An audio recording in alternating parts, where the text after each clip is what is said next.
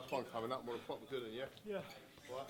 On them feet flat, proper winging shots, yeah? Step back, bang, bang, proper heavy shots, yeah? On all your power, your last 10 seconds, yeah? Yeah. The last 10 seconds, you go for a stoppage, yeah? Where we go now? Let's go, come on! Let's go, come on! Stop it, let's go! Let's go, bring them in, let's go! Come on, 4, 3, 2, 1. Time. My name's Craig Richards, well, known as Spider, Craig Spider Richards. I'm from like South London near Crystal Palace, and I'm 25 years old. The nickname originally started because like I kept boxing different people, and as they was tucking up, I was throwing various shots from like different angles, like whipping them round, up, everything. Afterwards, they kept like laughing about, nah, there's no way this guy's got two hands, he's hitting me from everywhere. So everyone just started saying, yeah, he's like a spider. And Pete said, yeah, that's his name, the venomous spider. So from there, we just went with that. Growing up in South London, you know, it is growing up through the 90s, 2000s.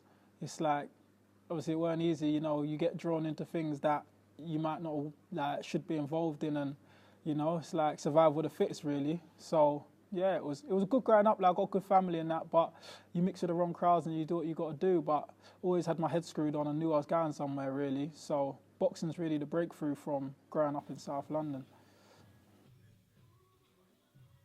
I used to do it for fun, you know. It was my cousin. I went to box from before, but Mum used to always say, "Nah, I don't want you boxing, it's for airheads." And it was only my cousin was going one time, and he asked me to come with him.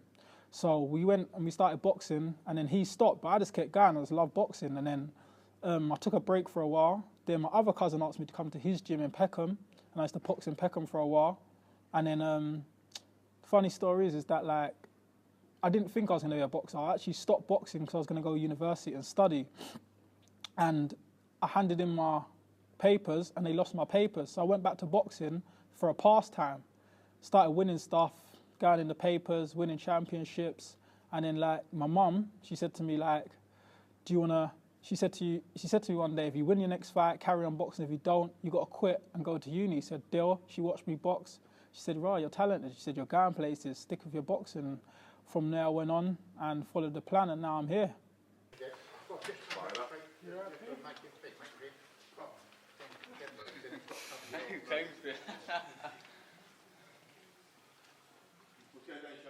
I mean, you've got to get that foot over that, weight over that front foot. As soon as you go up with that toe, look, overreach. With all your power. Yeah. And your back foot comes to the ground, you know, look. When I did it, you remind me, I just know Yeah, as soon as I tell you, you need to I'm doing it. Yeah. Yeah. No, that is, it's still the amateur, the transition. We use now like that we've been taught. Yeah. Sit on your back foot all the time.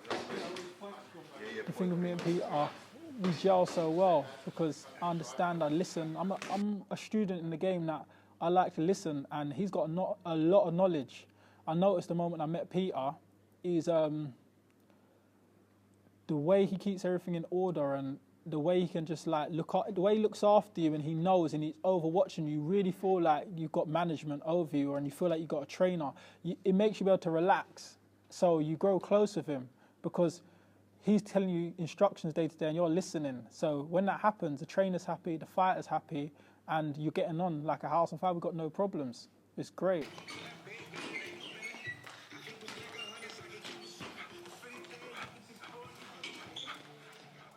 Like turning pro was something that year when I turned pro was something that I really had on the agenda, and it was all about turning with the right people in the right place and with a great trainer. And to be in the place I am now, it was a dream. So it felt good. It felt good to turn pro in the best possible place for me. Of course there's restrictions because your whole lifestyle changes.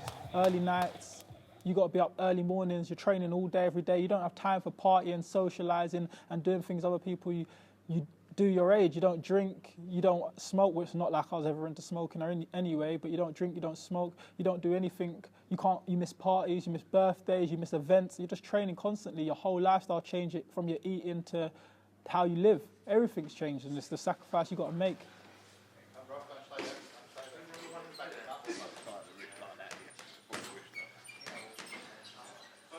defining moment that changed me.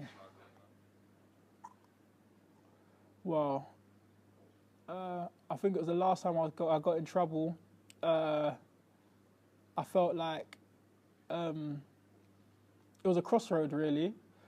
You got to pick a path, and I felt like when that moment I woke up one day and said boxing's everything, is when that changed me. Because from then I knew I just had tunnel vision, and when you got an aim and a reason for waking up every day, it's a whole different ball game. It's a whole different ball game. Boxing gave me a purpose to just waking up every day and gave me something to strive towards.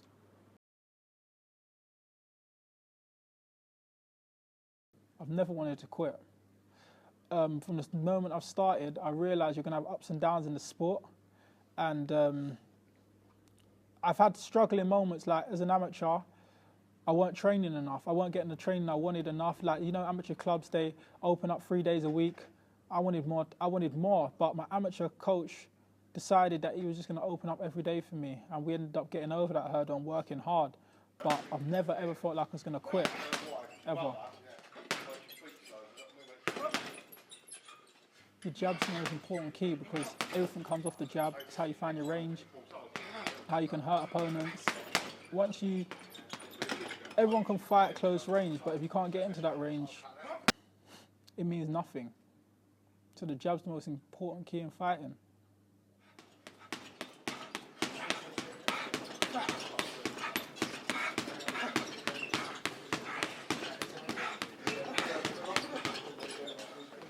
You don't think about the risk, you're so passionate about it, you're not really thinking about what the risks are, you just enjoy it. You get in the ring and you enjoy it.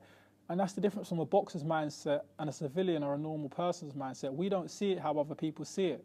We see it like a game of football or basketball. It's just a sport to us. We just enjoy it. We're passionate about it. And that's what it is. The greatest thing about the sport of boxing is, come fight night, it's just you and your opponent in the ring. So it's all in your hands whether you win or not. You got no one to blame, no excuses. It's just you. So the greatest thing about boxing is that the matter's in your own hands.